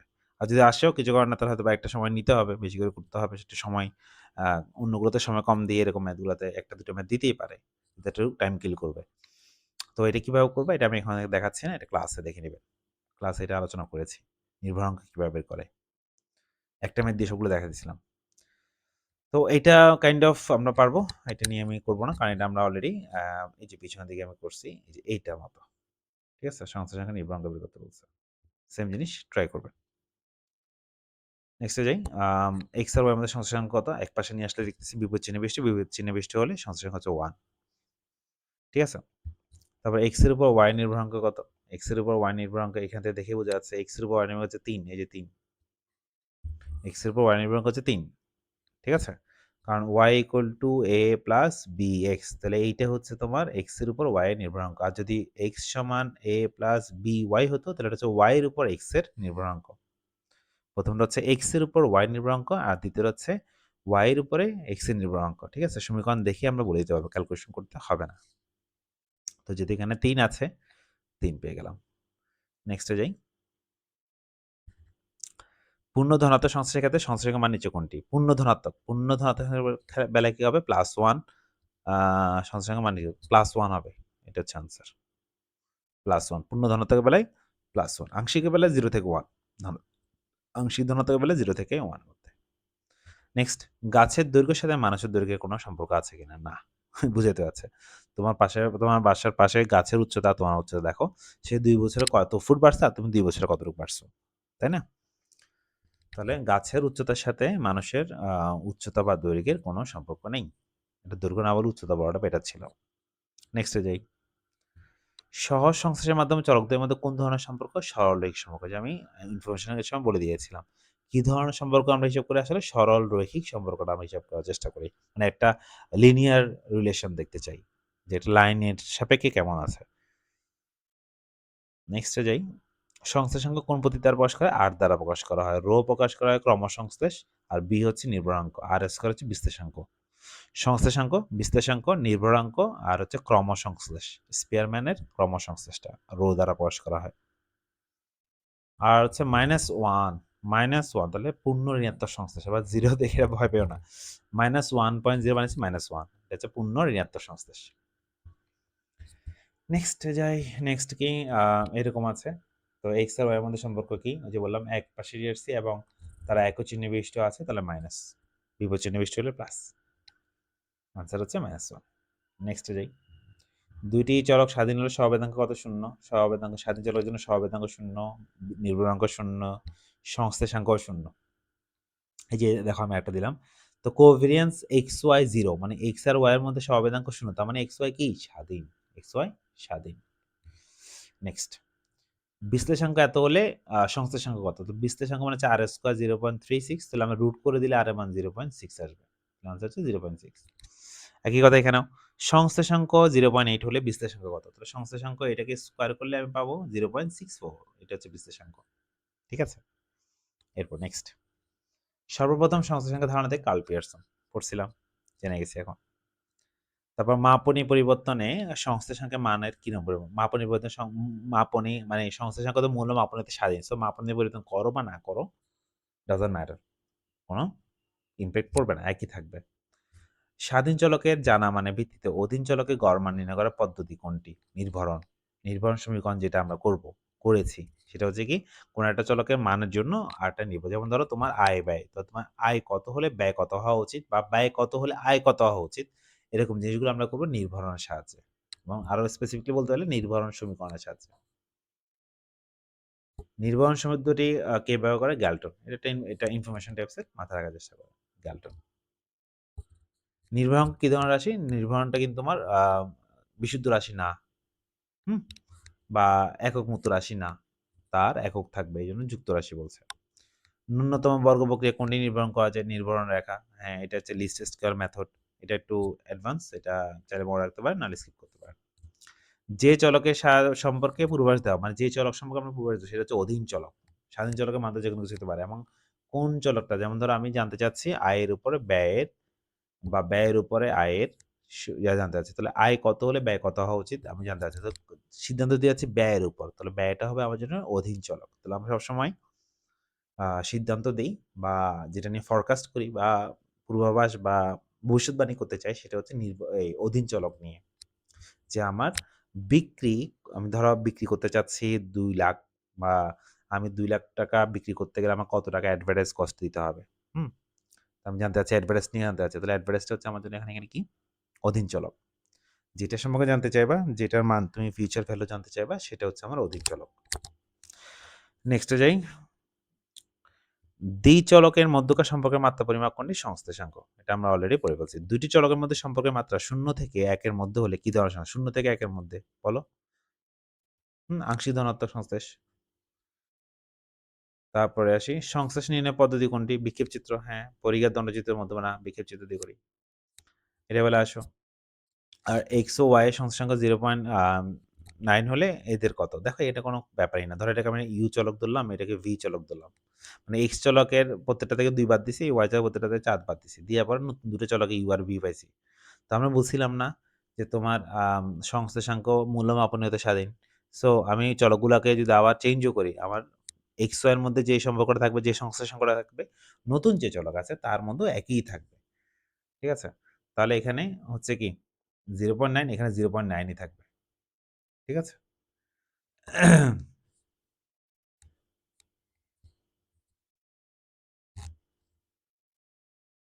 আচ্ছা। তাহলে 0.9 থাকবে যেটা বলছিলাম 0 এখন হচ্ছে প্লাস থাকবে না মাইনাস থাকবে। তাহলে আবার একটু শুনে নাও। যদি এরকম ২ টা চলক হয়, যেমন ধরো আগেরগুলোতে শুধু একটা সমীকরণ ছিল, এখন ২ টা সমীকরণ দিছে, এরকম ২ টা দিছে। এটা এখানেও দিছে, এখানে দিছে। তাহলে এখানে খেয়াল করো, এক্ষেত্রে মাইনাসগুলো এক্ষেত্রে কি প্রথম কথা হচ্ছে 0.9 এখানে 0.9 ই থাকবে। বাট কথা হচ্ছে এখানে কি প্লাস 9 প্লাস হবে না মাইনাস হবে? তখন তুমি খেয়াল করো, যদি এই দুটো একই চিহ্ন বিশিষ্ট হয়, একই চিহ্ন বিশিষ্ট হয়, খেয়াল করো আগেও কিরকম এরকম ছিল কিন্তু। একপাশে নিয়ে আসার পরে যদি একই চিহ্ন বিশিষ্ট হয় তাহলে -1, বিপরীত চিহ্ন বিশিষ্ট হলে +1 ছিল। ঠিক না? আর এখন এখানে এভাবে মনে রাখো, একই চিহ্ন বিশিষ্ট হলে দোনোটা চিহ্ন যদি একই থাকে, x এবং y এর সামনে বা x এবং y এর চিহ্নটা যদি একই হয় তাহলে মাইনাস, আর ভিন্ন হলে প্লাস। ঠিক আছে? তাহলে এখানেও একই কাহিনী। যেহেতু চিহ্নটা মাইনাস, মাইনাস তাহলে মাইনাস হবে আর এইটাই থাকবে। ঠিক আছে? চিহ্নটা নির্ধারণ হবে ওদের দিয়ে আর অ্যামাউন্টটা সেম থাকবে। নেক্সটে যাই। একটি শিক্ষা প্রতিষ্ঠানে সুনাম বৃদ্ধিতে ছাত্রছাত্রীর সংখ্যা বৃদ্ধি পেলে সংস্থা সংখ্যা মাত্রা কত? তাহলে সুনামও বাড়তেছে, সুনামের সাথে, সাথে ছাত্রছাত্রীও বাড়তেছে। ঠিক আছে? তাহলে এটা বোঝা যাচ্ছে ধনাত্মক হবে আর ধনাত্মক হলে মান 0 হয়। আর এর মানটা 0 থেকে 1 এর মধ্যেই থাকবে। যদি আর এর মান 0.001 হয় তাহলে মাত্রাটা কেমন হবে? আংশিক ধনাত্মক ঠিক আছে, বাট কত ধনাত্মক? মানে খুবই দুর্বল ধনাত্মক, মানে খুবই অল্প। মানে 0 থেকে একটু বেশি, মানে একদম শূন্য সংশ্লেষের থেকে একটু বেশি আরকি। তাহলে খুবই দুর্বল। অতি দুর্বল, অতি জোরালো বা অতি দুর্বল। জোরালো হবে না, দুর্বল। তারপর আর এর মান 0.8 এই যে আমরা 0.98 1 এর কাছাকাছি। তাহলে অতি জোরালো। অতি জোরালো। ক্লাসে কিন্তু আমি এটা একটা ডিটেইলস একটা দেখাইছিলাম যে 0.0 থেকে 0.2 এর মধ্যে থাকলে এটা আমরা একদম আ অতিমাত্রা দুর্বল, নিম্ন মাত্রার, মাঝারি মাত্রার, তারপরে উচ্চ মাত্রার ধনাত্মক সংশ্লেষ এটা দেখিয়েছিলাম। ওইটা করলে এটা ক্লিয়ার হয়ে যাবে। বারবার বলছি ক্লাসের গুরুত্ব ক্লাস। ক্লাস করলে আপনি এগুলো ইজিলি সব ক্লিয়ার হয়ে যাবে। সংশ্লেষ সংখ্যার গ্রহণযোগ্য মান এটা হবে না, কারণ -1 থেকে কম হতে পারে না। এটা হতে পারে, এটা হতে পারে। তাহলে 2 আর 3 হচ্ছে আমাদের সঠিক উত্তর। নেক্সটে যাই। ক্লাস বড় হয়ে যাচ্ছে। আমরা দ্রুত শেষ করার চেষ্টা করি। সম্পর্কের মাত্রা পরিমাপ করে সংশ্লেষ ঠিক আছে। আর এর মান -1 থেকে 1 এর মধ্যে বিক্ষিপ্ত থেকে অনুমান করা যায়। ঠিক আছে? তো ৩ টা রাইট। সহবেদাঙ্ক ধনাত্মক হয় সবসময়, ঋণাত্মক হইতে পারে সবসময়, সবসময় সরি বারবার সবসময় ধনাত্মক মান নিতে পারে, ঋণাত্মক মান নিতে পারে। ভেদাঙ্কের একটি সাধারণ রূপ। হ্যাঁ? ইনফরমেশনের মাথায় রাখেন, এটা ডিটেইলসে যাচ্ছি না। ইনফরমেশন হিসেবে মাথায় রাখা। সহবেদাঙ্ক মানে হচ্ছে কোভেরিয়েন্স xy আরকি। Covariance xy।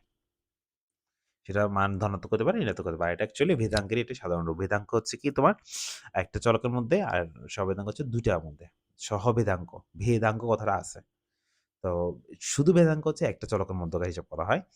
আর সহবেদাঙ্ক ২ টা চলকের মধ্যে হিসাব করা হয়। তো এখানে xy ২ টা আসে। ২ টি চলক স্বাধীন হলে সম্পর্কহীন বলে মনে হয়। সহবেদাঙ্ক 0 হয়, সহবেদাঙ্ক 1 হয়। না, সহবেদাঙ্ক 0 হবে। কিন্তু এখানে 1 আছে, এটা ভুল। ২ টি চলকের নির্ভরাঙ্কের মান মাপনের উপর নির্ভরশীল। হ্যাঁ, মূল হতে স্বাধীন কিন্তু মাপনের উপর নির্ভরশীল। এই যে এটা, মূলের উপর নির্ভরশীল না। ধনাত্মক, ঋণাত্মক উভয় হতে পারে। হ্যাঁ, না, হ্যাঁ হতে পারে। কারণ কি? কারণ আমি বললাম নির্ভরাঙ্ক b এর মানটা -∞ থেকে +∞ এর মধ্যে। তাহলে ধনাত্মক, ঋণাত্মক দুটোই হতে পারে। নেক্সটে যাই। নির্ভরাঙ্কদ্বয় ও সংশ্লেষাঙ্ক হয় সমচিহ্ন বিশিষ্ট, বিপদচিহ্ন বিশিষ্ট, একচিহ্ন বিশিষ্ট। হ্যাঁ, তাহলে এখানে কথা ছিল কি? যে নির্ভরাঙ্ক ২ টা যদি প্লাস হয় তাহলে সংশ্লেষাঙ্ক প্লাস, দোনোটা মাইনাস হলে সংশ্লেষাঙ্ক মাইনাস। আবার তাহলে আবার কি দাঁড়ালো? তখন তোমার একই চিহ্ন বিশিষ্ট হইতে হবে। তাহলে নির্ভরাঙ্ক ২ টা প্লাস হলে এটাও প্লাস। এটা মাইনাস হলে এটাও মাইনাস, তাহলে একই চিহ্ন, সমচিহ্ন বিশিষ্ট একই চিহ্ন, কিন্তু বিপরীত চিহ্ন হবে না। তাহলে 1 আর 3 হচ্ছে সঠিক উত্তর। ও বাবা! আচ্ছা। তাহলে এখানে দেখো এই যে একপাশে আছে x এবং y, এখানে প্লাস, x চিহ্ন প্লাস, y চিহ্ন প্লাস। তাহলে এরা -1 হবে আনসার। তাহলে a ও b বিপরীত চিহ্ন বিশিষ্ট হলে, এই যে a আর b যদি আবার বিপরীত চিহ্ন হয়, তখন a b কে নিয়ে কনফিগারেশন, আচ্ছা আমরা আগে জাস্ট সরাসরি a b নিয়ে কথা বলি নাই। আচ্ছা এখানে a নিয়ে কথা বলছো না? আচ্ছা। আচ্ছা একটু খেয়াল করো, যদি তোমাকে এভাবে দিয়ে দেয় ax plus by plus c equal to 0 এভাবে দেয়, তাহলে r এর মান হবে তোমার b by, sorry, a by b modulus a by b modulus, এরকম হয়। লিখে রাখতে পারেন, এটা করলে এইভাবে আসে। সো আমরা এবার লিখে রাখি। আচ্ছা আমি এইভাবে না, এক্স এর মান বের করবো, তো এটা একটু লিখে রাখেন, b by a, b by a modulus. যদি এই ফর্মের সূত্র থাকে, এইভাবে যদি থাকে, তাহলে আর এর মান হচ্ছে সরাসরি এইটা। তো এইটাতে দেখো, যদি এখানে মডুলাস আছে বিধায় এখানে সবসময় প্লাস আসবে। তো যদি এখানে এ আর বি তোমরা একই চিহ্নে বিশিষ্ট হয়, দুটো যদি একই চিহ্নে বিশিষ্ট হয়, দুটো যদি আমি বলছি একই চিহ্নে বিশিষ্ট হয়, মানে এও প্লাস ওয়াই বিও প্লাস, এও মাইনাস বিও মাইনাস, মানে একই চিহ্নে বিশিষ্ট হলে এখানে প্লাস আসবে, আর এখানে তো অলওয়েজ প্লাস আসবে। তাহলে আর এর মানটা 1 আসবে একই চিহ্নে বিশিষ্ট হলে, একই চিহ্নে বিশিষ্ট হলে। এ আর বি এর কথা বলছি আমি, কিন্তু এখানে তোমাকে এক্স ওয়াই বলি নাই, এখানে এ আর বি নিয়ে কথা বলতেছি। আগেরগুলোতে আমাদের এখানে আমরা এ বি নিয়ে কোনো প্রশ্ন তুলে নেই, সরাসরি জিজ্ঞেস করছে এটা কত, আমরা তখন বলছি। কিন্তু এখানে যখন আলাদা করে বলে দিচ্ছে এ বি নিয়ে কথা বলছে, তখন আমরা এবার চিন্তা করব। আর যদি এরা বিপরীত চিহ্নে বিশিষ্ট হয়, মানে এ আর বি একটা প্লাস একটা মাইনাস, একটা মাইনাস একটা প্লাস, এরকম হলে এটা -1 হবে। ঠিক আছে? তাহলে যদি এই ফর্মেটে চিন্তা করে এ বি নিয়ে কথা বলে, আমরা আগেরগুলোতে এ বি ছিল না, জাস্ট আমরা এ বির মান নিয়ে আলোচনায় আনি নাই, এক্স ওয়াই নিয়েছিল, জাস্ট দিয়ে বলছে সংখ্যা কত। কিন্তু এখন এখানে বলছে কি, এ আর বি একই চিহ্ন বিশিষ্ট হলে কত, বিপরীত চিহ্ন বিশিষ্ট হলে সংখ্যার মান কত। তখন গিয়ে আমার এইটা একটু হিসাব করতে হবে। তখন যদি এ আর বি একই চিহ্ন বিশিষ্ট হলে +1, আর বিপরীত চিহ্ন বিশিষ্ট হলে -1। এই দেখো, একই চিহ্ন বিশিষ্ট হলে, একই চিহ্ন বিশিষ্ট হলে +1, এটা প্রশ্ন ভুল আছে, এটা হবে। আর বিপরীত চিহ্ন বিশিষ্ট হলে -1। দুইটা উত্তর ভুল আছে। তারপর এ বি সি এ পরিবর্তনের সংখ্যার কোনো পরিবর্তন হবে না, কোনো পরিবর্তন হবে না, দুইটার মধ্যে ঠিক থাকবে। যদি প্যারা লাগে বাদ দেন, এত কঠিন জিনিস আসে না। যদি ভালো স্টুডেন্ট যারা আছে তারা একটু প্রেশার দিতে পারো, বইয়ের মধ্যে আছে, আর নাহলে বাদ দেন, এত কঠিন আসে না। তারপর একটু কাভার করার জন্য দিয়েছি। তাহলে স্ত্রী বয়সের উপর স্বামীর বয়স নির্ভরণ সমীকরণ দেওয়া আছে। এটা হচ্ছে তোমার স্বামীর বয়স, এটা হচ্ছে স্ত্রী বয়স। তো বলছে নির্ভরাঙ্কের মান কত? এই নির্ভরাঙ্কের মান হচ্ছে এটা 0.94। স্ত্রীর বয়স 35 বছর হলে স্বামীর বয়স কত? তাহলে এখানে y এর জায়গায় 35 দিয়ে দাও। 35 দেওয়ার পরে যা আসে সেটা হচ্ছে আমার স্বামীর বয়স। তাহলে ক্যালকুলেটর কোথায়? কত আসে? 5.57 প্লাস 0.94 ইন্টু 35, 38.47। তাহলে এটা হচ্ছে আমাদের স্বামীর বয়স। পেয়ে গেলাম। এটাকে বলে নির্ভরণ সমীকরণ। ঠিক আছে? নির্ভরণ সমীকরণে এটা হচ্ছে স্বাধীন চলক, এটা হচ্ছে অধীন চলক। আমি কার সম্পর্কে জানতে যাচ্ছি? স্বামীর বয়স জানতে যাচ্ছি। কেমন? তাহলে যেটার সম্পর্কে প্রেডিক্ট করি সেটা হচ্ছে তোমার অধীন চলক। নেক্সটে যাই। দুই চলক এক্স ও ওয়াই এর বিশ্লেষণ করে নিম্নলিখিত তথ্য পাওয়া যায়। তো কোভিডেন্স জানা আছে, এটা জানা আছে, এটা জানা আছে। তাহলে এখান থেকে সিগমা এক্স হচ্ছে √10, সিগমা ওয়াই হচ্ছে 6। তো বলছে সংশ্লিষ্ট সংখ্যার মান কত? বলো তো সংশ্লিষ্ট সংখ্যার মান কি ছিল? উপরে কোভিডেন্স ছিল, নিচে সিগমা এক্স, সিগমা ওয়াই। তো করে দিই, কত আসে?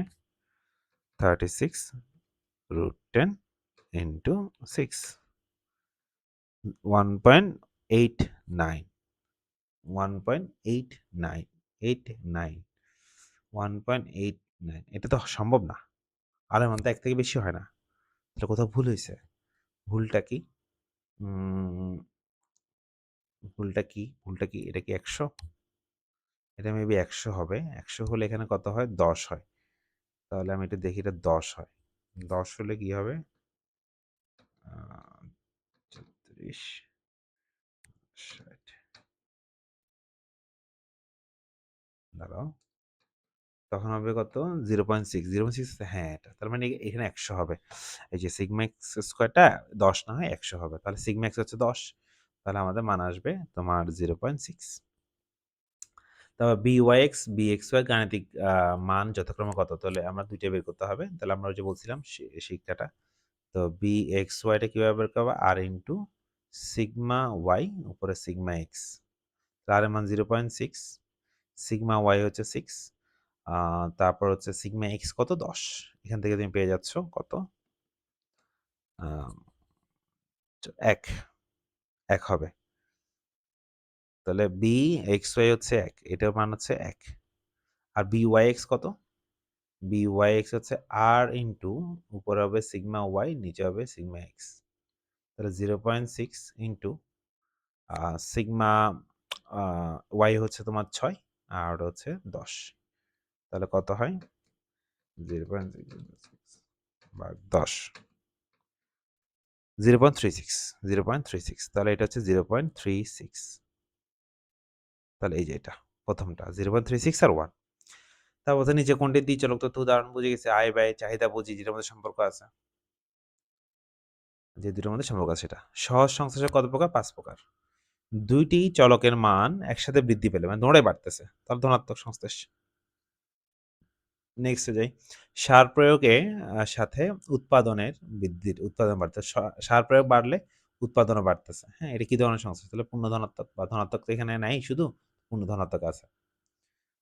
ধনাত্মক একটাই আছে, সো পূর্ণ ধনাত্মকটাই দিলাম। তাহলে এক্স ওয়াই এর মধ্যে সংশ্লেষাঙ্ক মানে আর এর মান দেওয়া আছে, ভেদাঙ্ক দেওয়া আছে, ভেদাঙ্ক। সো পরিমিত ব্যবধান হচ্ছে ২ আর ওটা হচ্ছে ৩। তাহলে এটার মধ্যে সহভেদাঙ্ক বের করতে বলছেন, কোভেরিয়েন্সটা বের করতে। তো কোভেরিয়েন্স কত হবে? Any guess, any guess, any guess, any guess, any guess, সেটা হচ্ছে কি আর সিগমা এক্স সিগমা ওয়াই। তো বসাই দেন, আর এর মান হচ্ছে কত? 0.5 ইন্টু 2 ইন্টু 3। তাহলে হবে কত? 0.5 ইন্টু 6, 3, জাস্ট A3। ঠিক আছে, সূত্র কোনটা মনে আছে তো? সূত্র হচ্ছে r equal to covariance X Y divide by sigma X sigma Y. এই সমীকরণটাতে বসিয়েছি। নেক্সটে যাই, আর বেশি নেই। ব্যাসার্ধ ও পরিধির মধ্যে কোন ধরনের সংশ্লেষ বিদ্যমান? ব্যাসার্ধ পরিধি পূর্ণ ধনাত্মক, মানে বৃত্তের ব্যাসার্ধ আর পরিধি এটা একটা কনস্ট্যান্ট রেটে বাড়ে, কনস্ট্যান্ট রেট পাই, তাহলে এটা পূর্ণ ধনাত্মক। রেটটা যদি সেম থাকে এবং যদি দুটোটা বাড়ে তাহলে ধনাত্মক, আর একটা বাড়লে একটা কমলো একই হারে, তখন এটা পূর্ণ ঋণাত্মক হয়ে যায়। তারপর আছেন পূর্ণ ঋণাত্মক সংশ্লেষের ক্ষেত্রে কি হয়? চলকদ্বয় পরিবর্তন সমমুখী হয় না, ঋণাত্মকের বেলায় বিপরীতমুখী হয়। আর এর মান 0 থেকে 1 এর মধ্যে থাকে না, কি থাকে? আর এর মান +1 হয় না। আচ্ছা, এটা কি ভুল হইছে কোথাও? এটা আনসারই হচ্ছে না। তাহলে এখানে হবে, মনে হয় এর প্রশ্ন অত ভুল আছে। আচ্ছা, পূর্ণ ঋণাত্মক। পূর্ণ ঋণাত্মক হলে চলকদ্বয় পরিবর্তন সমমুখী হবে না, বিপরীতমুখী হবে। আমি আনসারটা সঠিক মানে ইনফরমেশনগুলো সঠিক করে দিচ্ছি। চলকদ্বয় পরিবর্তন বিপরীতমুখী, ঋণাত্মক যেহেতু তাহলে বিপরীতমুখী হবে। আর এর মানটা 0 থেকে 1 এর মধ্যে হবে না, 0 থেকে -1 এর মধ্যে হবে। আর এর মান সরি এটা হবে না। আর এম আচ্ছা, এটা পূর্ণ ধনাত্মক হবে, বুঝছি। ধনাত্মক হয়ে গেলে কাজ শেষ। পূর্ণ ধনাত্মকের বেলায় সমমুখী হবে। আর এর মানটা +1, এক্সাক্টলি 1, 0 থেকে 1 না। 0 থেকে 1 হলে এটা হবে আংশিক ধনাত্মক। পূর্ণ ধনাত্মক না, আংশিক ধনাত্মক তখন। নেক্সটে যাই। দ্বিচলক বিশিষ্ট তথ্য কি হয়? পরস্পর সম্পর্কযুক্ত দুটি চলক, হ্যাঁ, মানে সম্পর্ক শুধু যেকোনো দুটো আনলে হবে না, তাদের সম্পর্ক থাকতে হবে। একটি অপরটির উপর নির্ভরশীল, হ্যাঁ। একই অনুসন্ধানের ক্ষেত্রে তো উদ্ভূত, ঠিক আছে। সহজ সংশ্লেষ কি? পরিমাপের একটি পদ্ধতিতে একটা পদ্ধতি হচ্ছে বিক্ষেপ চিত্র, হ্যাঁ। সরলরৈখিক সম্পর্ক পরিমাপ করে, ঠিক আছে। যৌগিক সম্পর্ক পরিমাপ করে না, যৌগিক সম্পর্ক নাও করতে পারে, আমরা এখানে করি না। এরপর নেক্সটে যাই। সহজ ক্রম সংশ্লেষ গুণবাচক চলকের ক্ষেত্রে প্রযোজ্য, হ্যাঁ। তথ্য সারি দীর্ঘ হলে কঠিন হয়ে পড়ে, হ্যাঁ, মানে যদি সহজ ক্রম সংশ্লেষের ক্যালকুলেশনটা একটু কঠিন, সো এই ক্ষেত্রে যদি অনেকগুলো ডাটা বেশি বেড়ে যায় তখন এটা কঠিন হয়ে যায়। তথ্য সারির এটা সত্য আরকি। তথ্য সারির প্রকৃত মানের ভিত্তিতে, তাহলে তথ্য সারির প্রকৃত মানের ভিত্তিতে এটা আমরা আসলে করি না। এটা আমার ভালো রেজাল্ট দেয় কোনটা? ওই যে কার্ল পিয়ারসনের যেটা, সেটা ভালো রেজাল্ট দেয়। তার সঠিক হচ্ছে ১ আর ২। নির্ভরাঙ্ক কি বলছে? অধীন চলকের গড় মান নির্ণয় করে। ইয়েস। ভবিষ্যৎ সম্পর্কে ধারণা দেয়। হ্যাঁ, আমরা অধীন চলকের মানে পূর্বাভাস বা আমরা নিয়ে ভবিষ্যৎবাণী করি। একটা মান গেস করি। সংখ্যাত্মক পরিমাপ করে। ঠিক আছে, ৩ টা রাইট। নেক্সট দেখো তো এটা। এটা হচ্ছে কিরকম? ব্যাকওয়ার্ড মানে কমতে, একটা মান যত বাড়তেছে তত কমতেছে, এরকম থাকতেছে। এরকম হলে এক লাইন বরাবর হলে পূর্ণ ঋণাত্মক, আর যদি এক লাইন না হয়ে সরাসরি থাকে বাট বুঝতে পারতেছি বাড়লে কমতেছে, যত বাড়তেছে দিকে এক্স অক্ষ দিয়ে যত বাড়তেছে ওয়াই অক্ষ থেকে তত নিচে নামতেছে, তার মানে ঋণাত্মক। তাহলে এক লাইনে নাই, তার মানে আংশিক ঋণাত্মক। আর এক লাইন বরাবর থাকলে তখন সেটাই তো কি তোমার আ পূর্ণ ঋণাত্মক হতো। এরপর কি বলছে? এক্ষেত্রে আর এর সীমা কত হবে? আর এর সীমা -1 থেকে 0 এর মধ্যেই হবে। আংশিক ধনাত্মক বললে 0 থেকে 1, ঠিক আছে? আর পূর্ণ ধনাত্মক মানে 1, পূর্ণ ঋণাত্মক মানে হচ্ছে -1, আর শূন্য মানে হচ্ছে আর এর মান 0 আসবে। আমাদের এটা ক্লাসের ১ম ক্লাসে দেখিয়েছি এটা। নেক্সটে যাই।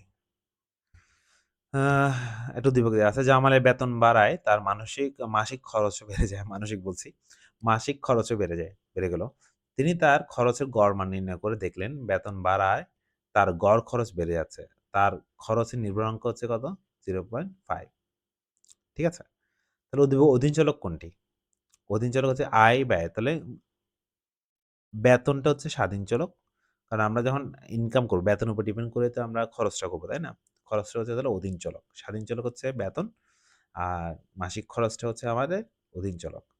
জামাল কোনটি ব্যবহার করে গড় বা হিসাব করলেন? নির্ভরণ করে গড় হিসাবটা করছে। ওই যে নির্ভরণ গড়টা নিয়ে কথা বলবে। সংশ্লিষ্ট হচ্ছে জাস্ট কি সম্পর্ক দেখাবে। ওকে, নেক্সটে যাই। দুটি নির্ভর সমীকরণ ঢালদ্বয় অর্থাৎ নির্ভরদ্বয় যথাক্রমে দেওয়া আছে তো সংশ্লিষ্ট সংখ্যা কত? তাহলে একটা হচ্ছে bxy, একটা by। একটা bxy হলে byx ধরো, এই দুটো গুণ করে রুট করে দাও, তুমি আর এর মান পেয়ে যাবা, সংশ্লিষ্ট পেয়ে যাবা। করে দিই।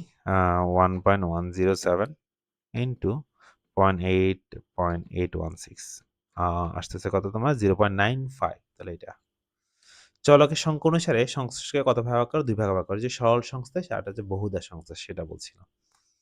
কোন ধরনের চলকদ্বয়ের ক্ষেত্রে কার্ল পিয়ারসন পদ্ধতিতে সংশ্লেষণ নির্ণয় করা সম্ভব হয় না? গুণবাচক চলকের ক্ষেত্রে তখন আমাদেরকে স্পিয়ারম্যান ক্রমসংশ্লেষ ব্যবহার করতে হয়। ঠিক আছে? নেক্সট। ও আর নাই, শেষ। আচ্ছা, এর মধ্যে তো শেষ করে ফেললাম।